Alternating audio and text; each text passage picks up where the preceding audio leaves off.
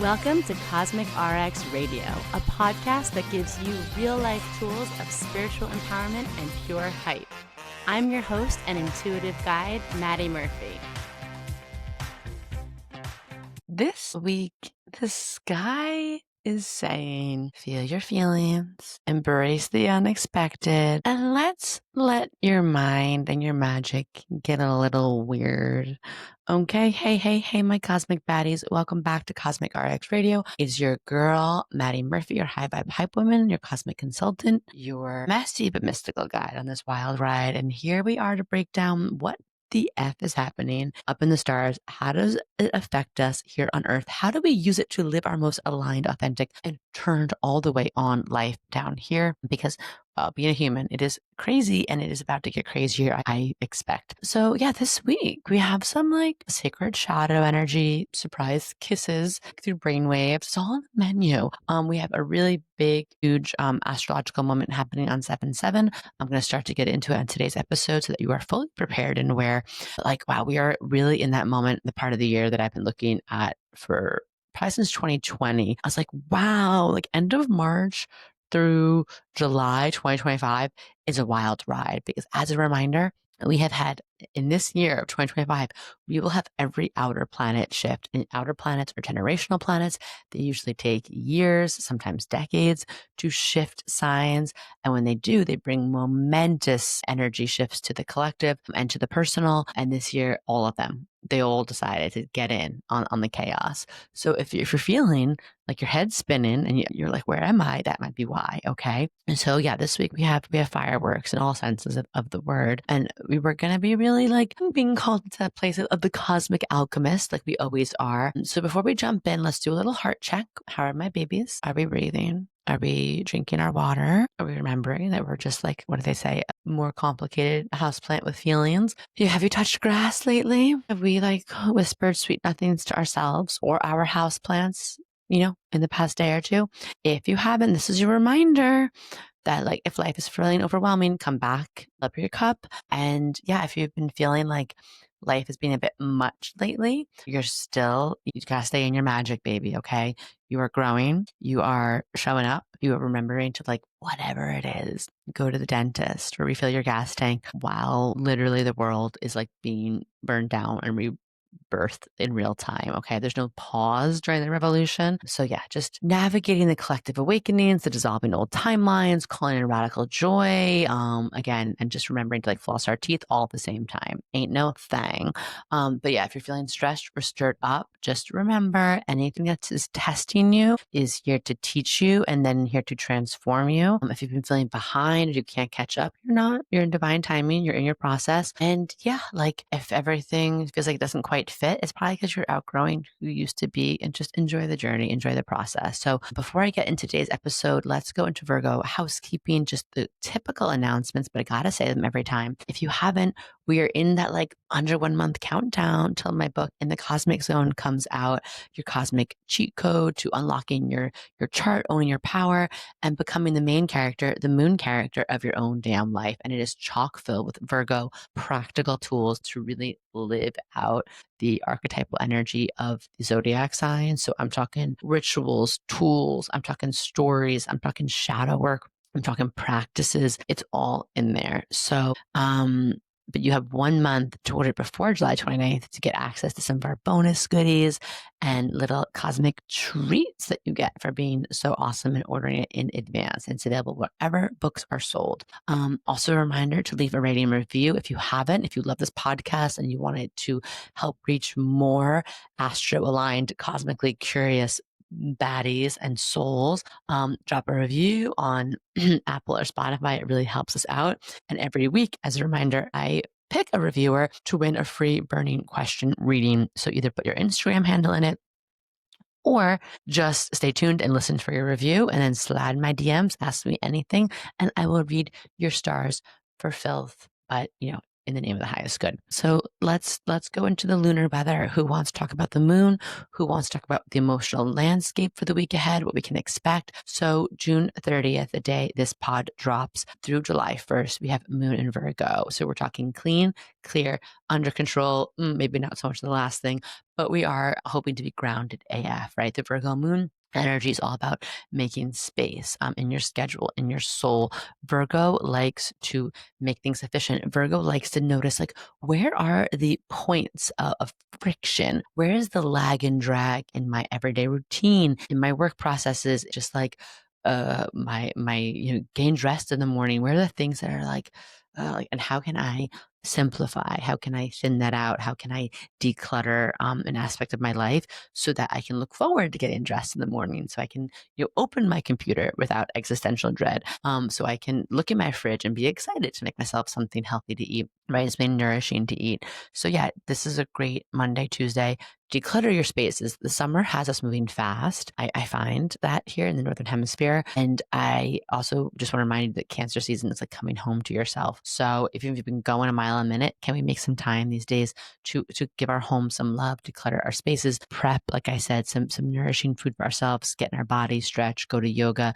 Yeah, you know the good things to do for yourself. We're going to avoid overworking. I need to hear this one. The Virgo is like, it'll never be done.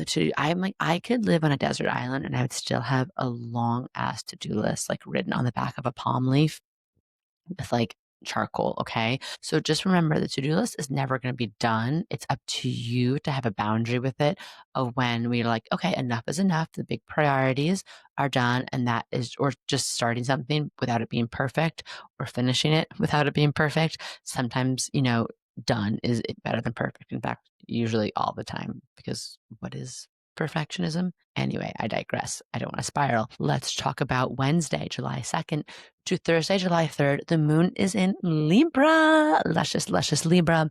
It is time to bring in that beauty, that balance, that diplomacy, that harmony. Venusian vibes really rule these days. Like, these are days where you are meant to drink in that sweetness, that nectar of Venus energy. So what do you want to do? Do you want to, get a blowout? Do you want to go on a date? Do you want to again, romanticize your life in some way? Do you want to make your space more aesthetically pleasing? Do you want to get your nails done? Do you want to, Moon and Libra days, donate to a social justice cause that you really believe in, that you've been meaning to for weeks or months and haven't gotten around to it? Moon and Libra, right, baby? We're talking love, but also liberty and justice for all. We're talking aesthetics, and also just being socially conscious. I love Libra. She's just more than a pretty face, but also reminding us that it's a lot easier to show up for the collective when we feel like our cuticles are like trim. Okay. So Friday and Sunday for the 4th of July weekend, for the happy birthday, America, it's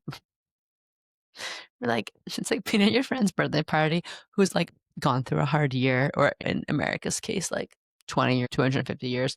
And you go to your friend's birthday party and you're like, she really needs this. She needs for us to celebrate. But we're really hoping this is the year she gets her shit together. We love her. We're rooting for her. She's been very messy lately, not in a fun, cool way. So we're gonna celebrate, but we're hoping something weird doesn't happen. She doesn't make a scene or completely crash out. And we're really just pulling for her. This is the year she comes through. That's how I feel about our country right now. So happy birthday, America, ? Moon is in Scorpio for the birthday weekend. So deep feels, inner truth, sensual power.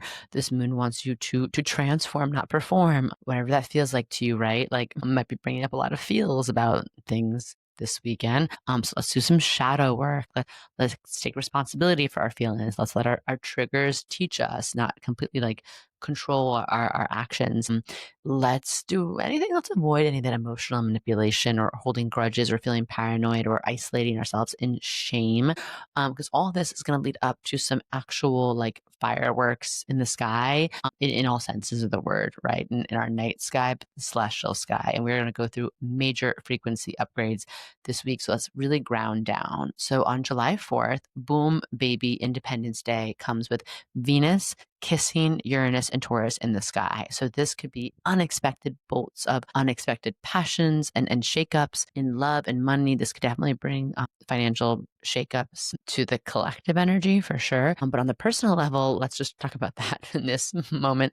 This Venus-Uranus conjunction, it's sexy, it's rebellious, it's a little like wild. It's giving like maybe the start to your summer unexpected love story. Maybe like I don't know, you're out like at the beach and you lock eyes with a sexy stranger, or you finally kiss your crush in like a summer rain moment, or you get an unexpected way to think about money differently, or your values differently, or your art differently, right? Like Venus, goddess of art, beauty, pleasure, aesthetics, worthiness, meeting up with Uranus, like the table flipper of the sky, the galaxy, right? So let's get playful. Let's be open to what this could mean. Let's think about things differently and be open to plot twists, whether that's in the bedroom or the boardroom, okay? If it's feeling dusty, things are probably gonna get kicked up this week. So try something new. And always like, making sure it feels good to you, checking in with yourself.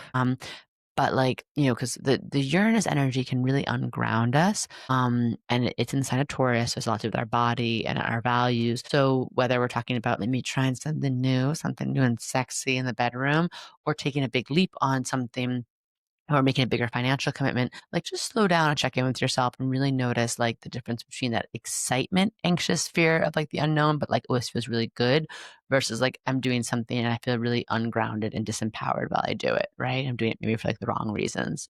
Yeah, sometimes we gotta look before we leap. Okay. I'm going to say take that big leap, but sometimes we gotta look before we leap. So July 4th, so much happening around our nation's birthday, but Venus is going to enter Gemini. So let's talk, baby. Let's talk about love. Let's talk about sex, baby. Let's talk about you and me. Let's talk about everything under the sun, because Venus in Gemini's love language is yapping. When Venus is in Gemini, we want wordplay, we want wit, we want wandering curiosity. When Venus is in Gemini, we want to do things together. We want to meet new people. We want to be like curiosity as the ultimate turn on. It's definitely like the sign of like the sapiosexual. It's giving sapiosexual summer for sure. It's like seduce me with your words, baby. It's like let's have late night conversations about everything from aliens to attachment theory. Let's just like fire off like the words that make my heart feel open and alive and make me feel really excited to be in this experience of being a human. The heads up for the Venus in Gemini is like sometimes Venus in Gemini can have us ghosting other people or being ghosted, because there's like so many options and there's so much out there where we can get mixed signals, or we can get overcommit, or we can experience a lot of flirtation with no follow through. So just, level set with people if you can. If you're not feeling it, you can just end things with care and with intentionality versus ghosting. Before, I think we had a terminology for ghosting. I was like the worst ghoster of all time back in the day, and it felt really out of integrity, right? So and also that which we reap, we sow. So good things. So good things under that Venus and Gemini. But yeah, like have fun, try something new. Like Gemini is so much about like being in the moment with like new things and letting yourself feel really youthful too. So if there's like a trend or a new book you've been wanting to read, or something like a makeup moment, it's kind of a moment to play with a youthful curiosity. On July 4th, also Neptune retrograde begins, and this will go through December 10th. And this is our first Neptune retrograde in Aries. So time to peel back the cosmic veil. Neptune in retrograde is going to invite you to see through any illusions and delusions we've been living in, cut ties with all the lies we've been living in, and really reclaim our inner mystic. And, this retrograde is going to start in Aries, which means we're going to confront ego, impulsivity, how we armor up, where we've maybe like been a little bit of that Don Quixote, like Aries hero chasing windmills.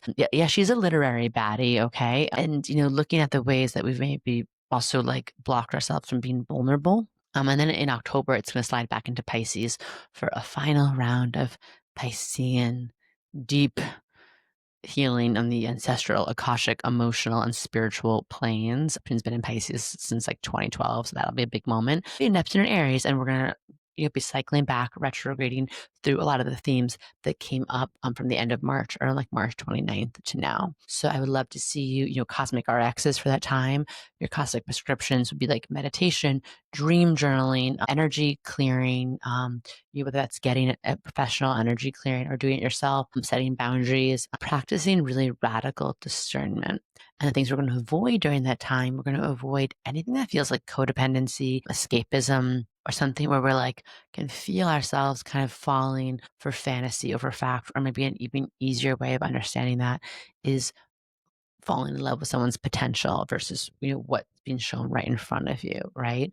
And then leading into Monday, Uranus will enter Gemini. Now, this is one of those massive, massive transits that's like almost hard for me to break down in this energy report that I try to keep a little bit digestible. And try to keep it in some sort of, not like 4 hours every Monday. This is Uranus has been in Taurus since May. I said look at May 15th. 2018. So they've been there a minute. And Uranus is the planet of queerness, is the planet of, disrupting the norm core, the status quo, taking things that we know, turning on its head. It's revolution, it's surprises, it's revelations, it's plot twists. And Uranus is like lightning bolt energy. It's so future oriented, and it is also, I think about Uranus as one of those planets that's like really intense on the nervous system. I think it's like holding like a live, like voltage of a live power line. Okay, so we'll be in Uranus and Gemini until November 7th. Then it'll retrograde back into Taurus. But yeah, so Uranus, revolution, revelation, innovation, is going to enter Gemini, the signs of ideas, languages, tech, thoughts, media. But it's also Gemini. Whenever something happens in Gemini, whether it's the North Node in Gemini, whether it's Jupiter in Gemini, we are very divided. Gemini rules media. Gemini, I think, is also in the shadow, can be kind of like a binary, like me versus you. I'm really thinking of this Uranus and Gemini is going to do some kind of disruption around the two-party system, maybe during its course of its full run. And we haven't been in Uranus and Gemini since 1941 to 1949. And I'll come back to that in a moment. That's a very, interesting timeline. It's game changing. And, here are some things you need to know. So I'm going to give you 7 things that are kind of like top of mind of how to understand Uranus and Gemini and what the collective and personal assignment is for the personal and planetary transformation in this moment we're in. So, just the historical vibes, a little backstory, a little what was going on last time, because history doesn't repeat, but it does rhyme, is, when Uranus was in Gemini, we saw the birth of modern media, the early stages of computers. We saw just radical shifts in our collective around, like things in government. We saw war, right? We saw new ways of like being and people showing up in service to again, larger missions. But we saw a lot of divisiveness. And I just like keep saying that. And the previous cycle of Uranus and Gemini coincided with the Civil War. And this is alongside Neptune and Aries is also there for the Civil War. This is why astrologers for years have been saying, 2025 is giving the astrology of the Civil War, the Revolutionary War, Pluto and Aquarius, the Haitian Revolution, the French Revolution, and also like some World War II and World War I astrology just to be sprinkled in there. So, I imagine that during this time on the collective, we're going to experience some kind of another big divisive moment, but I hope it instigates and activates some kind of revolution. We will be experiencing a lot of revolutions with how we communicate, new ways of speaking, writing, learning, socializing, whether those are things with AI, neurotech, lingual, cross-cultural innovation. I think I saw an app that you speak into it and directly translates a language for you, like in real time, which is really cool. Definitely mind expansion, lots of wild curiosity, fast learning curves, chaotic genius moments. If your brain feels like it's plugged into like live power line or some kind of quantum cosmic battery source, it's because it is, right? And I really want us to think about like duality and integration during this time of like, it doesn't have to be us versus them. This is like a both end transit. I want us to embrace nuance and flexibility and paradox and let multiple things be true at once. And and let our minds stretch, let the neuroplasticity, right? And I hope that the collective conversations shift and change. And for a few years, I feel like I've been saying since like 2019, 2020, like social media is dead. And I think it's because I saw these transits coming. And I'm not saying that it's dead, but social media is going to radically evolve. It's going to change really, really fast with how we interact with it, how we produce content, how we consume content, where people are having these conversations. And, I think that the podcasts, the forums, the private communities, the digital town squares are going to be more of like this epicenter for collective gathering and dialogue and revolution. And we might see some of the bigger, more mainstream platforms just, I don't want to say die off, but become maybe a little bit more less relevant. More disruption around education, information sharing. Jupiter and Gemini brought a lot up around colleges and universities and everything from and education, our school system, and a lot of it wasn't necessarily great. So I'm hoping that this Uranus and Gemini brings in new paradigms of learning and cool new tools to make education more accessible and more dynamic. So yeah, in terms of working with this energy, I want us to think about like Gemini is at best when it's curious. So my first Cosmic RX for us on the personal level is like stay curious. Stay curious about everything, how it's playing out, not judgmental, not overly attached to one outcome on anything, staying curious. And two, I would love for us to commit to learning something new, whether that's something really big or, new life skill or just wanting to learn something, a new craft. It's like really cool to keep our brain really plastic. My dad's a double Gemini and he's always learning something new. And I swear it totally keeps him in this place of like eternal youth, in terms of his energy. But I feel like it just helps him adapt to like the times that we're in and so much shifting and changing. And I think that's really important for all of us. We're going to also let go of number 3, letting go of needing to have like one answer on something. Again, like multiple things are going to be true at once. And this transit is going to ask us to hold that. 4, really be intentional with your group chat energies. If you have a lot of clogged up energy that's draining you in your DMs and your phone inbox, I would streamline, I would exit, I would mute notifications, and maybe start a group chat or some kind of, what's that app, Discord or something where you can have a discussion with people that really expand your mind, that's bringing positive or uplifting insights into your everyday life. Like what's entering your brain is going to be very important during Uranus and Gemini. This is like the peak age of air now because we have Pluto and Aquarius, Uranus and Gemini. These are massive, big planetary players in air. And then I want you to use tech to amplify your truth, to make more magic, to manifest, but not to distract you from it. Like really reevaluating your relationship with technology, whether that's AI, whether that's social media, whether that's like biohacking, to support you in what you're doing, but to not like consume you. Okay. I want you to, think about like channeling chaos into creativity. The good thing about these like, chaotic moments in history is there's so much innovation that's birthed out of them. There's so much, whether it comes from like a bucket energy of like, all right, everything's made up. Who cares? Let's just do something new. Or because we have new problems that need new solutions. Or I think under Uranus and Gemini, we're going to want really new voices. We're going to need new thought leaders, or not new, but people who have been doing this, but just experiencing them on a bigger, more mainstream, more impactful way. And yeah, we're just going to see a lot of changes around, I think, like who's maybe leading the big podcasts or writing the books or, just like the voices that are out there that are shaping and guiding these times. And also like Gemini, the last thing I'll say is like Gemini loves a little mischief, loves a little chaos. And Gemini just likes to have a little fun. So I know it's like everything get really heavy. We can get really serious with ourselves. There are really serious things happening around us.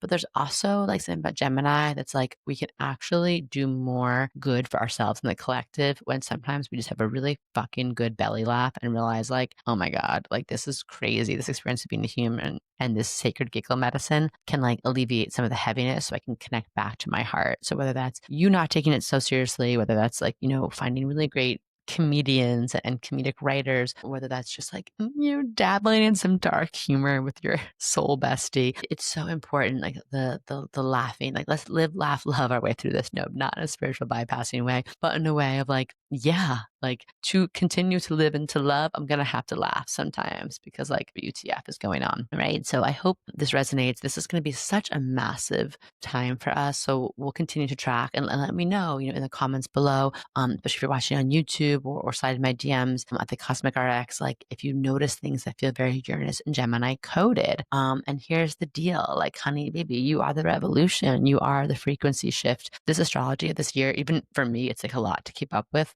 but we were born for this moment. We were born and built for this kind of astrology. You are not here to get frozen in all of this. You are not here to play small or get stuck. You are here to remember. You're here to reclaim. You're here to like radiate and really enjoy this rich, juicy experience of being a human. So this week ahead, let yourself be surprised. Maybe have a little sexy, fun moment that feels a little outside of your comfort zone while checking in with yourself. Let yourself just be turned on by your own, like, by this experience that, this is a moment in time you'll never get back. How can I really like make the most of it and feel really good? Yeah, let yourself try something new, even if you feel awkward, especially if you feel awkward. Let your inner genius goddess come out to play. But yeah, just like staying curious and staying playful through it all as much as we can, because, like, this is it. This is the time. You're here for a reason. And all this astrology, I tell you, nothing is written in the stars. You are the one writing your own story, right? I just want to remind you that the stars might give you some interesting context or a little bit of a roadmap. But again, it's all astrological weather. Nothing is set in stone. You are the author. You are the artist. You are the architect. You are co-creating with the universe. Okay, my babies. Well, if this episode lit something up inside of you, maybe share it in that conscious goddess group chat. Share it with your Gemini bestie, BFF, and be like, whoa, wild times ahead for you for the next few years. But also some fun Venus and Gemini moment in this, summer for you.